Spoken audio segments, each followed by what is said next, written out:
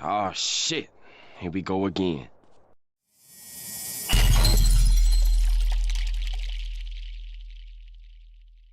We are back for another episode. Thank you for tuning in. And what we're going to talk about today. This is going to be so crucial, and this is going to be wrapping up the 7 series of episodes concerning how to live authentically.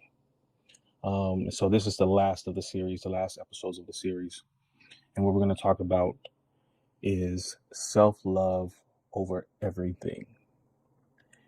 And just to start, what I want you guys to understand is that the highest form of self love is the knowledge of self. And that's just a powerful statement in itself, because what it does is it sparks, or it helps you reach or understand your highest nature.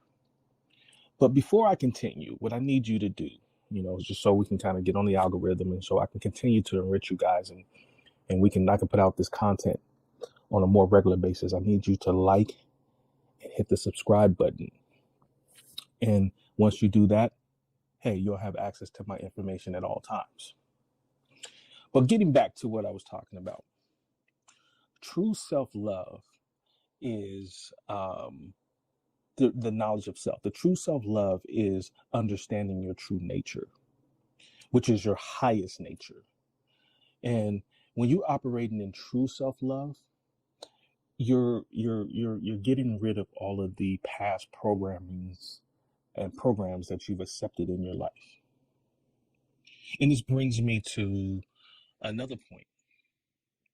In order uh, to be operating in your highest level of self love, you also have to have a high degree of self awareness. And this self awareness is the awareness of the programs that are running in the background of your subconscious mind. It's those things that are running in your subconscious mind that actually rule and control your life. Because the subconscious is very powerful. It's because it's the operating system of your mind. It's just like a computer. It's like you have the hardware and you have the software. Well, the hardware is what turns on and gives power to the life, or gives power to the system. But the operating system, the software, is actually what powers and moves the programs along so it can operate. And a lot of times those things are running in the background, where your subconscious mind is the stuff that is the support system that allows things to run in the background, not without you necessarily having to think about it. And so it's responsible for the whole sense of your reality. So if you're not careful in moving forward with trying to change your paradigm, um, you're not going to be able to get into the deeper parts of yourself and reboot that system. And so you have to be able to dive deep into the subconscious in order to hack the operating system. That's what I'm trying to get at. And the first steps in order to do that is being able to accept your given situation or your given circumstances. This is taking responsibility for what has occurred in your life, and it's also yet understanding, how and why those things have happened and continue to occur. And then the hardest part after that is releasing. And so next in this process, I want you to understand, and I touched on it just briefly for a second, is releasing that paradigm, those old paradigms, those old beliefs, those old biases. You have to let go. And I know this is challenging for most people, including myself. Change is often a struggle, even for myself.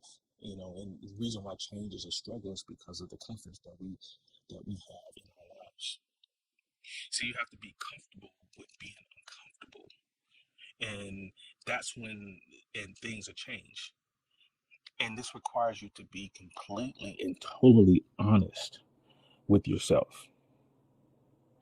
You have to be honest in not playing victim, or not being or trying to act like you're a victim. And you have to be honest in the fact that you probably like drama. You have to be honest in the fact that you probably have been people pleasing and have codependent behaviors. I want you to truly ask yourself, what is it that you get? What's the benefit that you get from holding on to a certain level of comforts that you have been holding on to?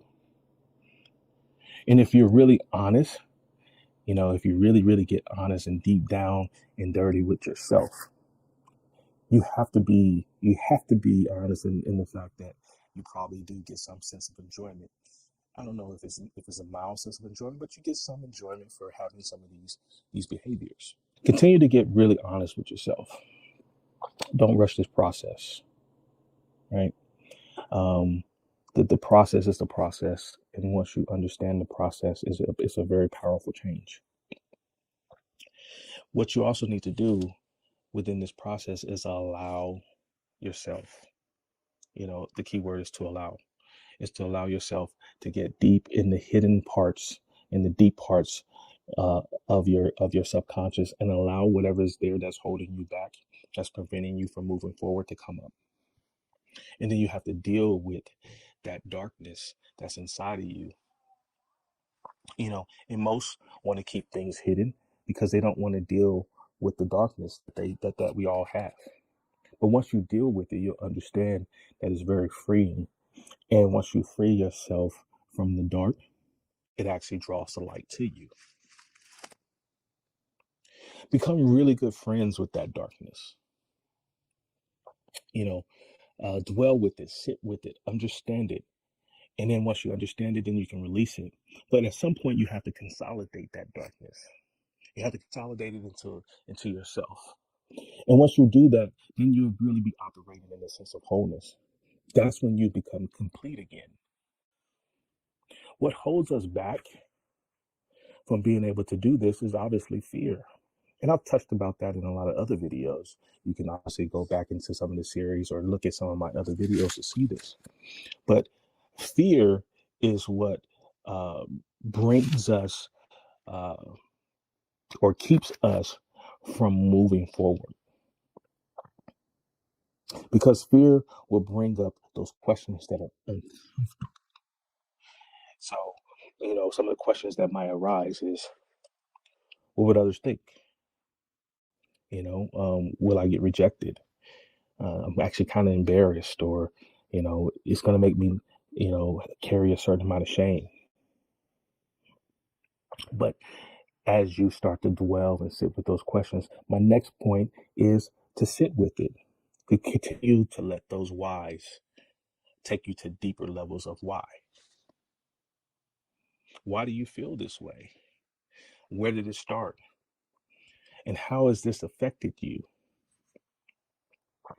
Then I want you to muster up enough energy and let it all go. Clean your slate. Give it up to your higher self, which is truly your true self. And lastly, my point is this: it was always about you versus you. The game of life is often misunderstood because it seems like in playing the game of life, that is all about the circumstances or the external events that are the cause of all your troubles. But this is the furthest from the truth. And when you start to understand this, then you start to be able to play the game. And then that's when you're able to bend reality to your own will, or how you see it, or how you envision it. See, that's the key part of this, is how you are visioning it, how you see it. Because you're actually really that powerful. But it's not until you're operating in self that you understand that you're that powerful. You get it? The game is all about you being and becoming who you really are. It's about remembering who you are without all of that noise and all of that external resistance that sometimes we label as, or we relate to or call thoughts, opinions, and biases. Be free. Let all that go. These were all programs given to you anyway for a sense of control. So you didn't have to think with an autonomous mindset. So I want you to reclaim your autonomy over your own life. And once you understand how to be free, and you let go of the burdens of all of that baggage, you don't have to practice self-love at that point because you realize that you are already self-love. Release all of that stress, all those burdens of trying to maintain the mass that we carry. That's all ego anyway. And it's sucking the energy out of you, sucking the life out of you. Get your life back. And then you will see that new energy come back to you. And that's the message for today. And my name is Prince Williams, the real Prince Williams. Thank you for tuning in.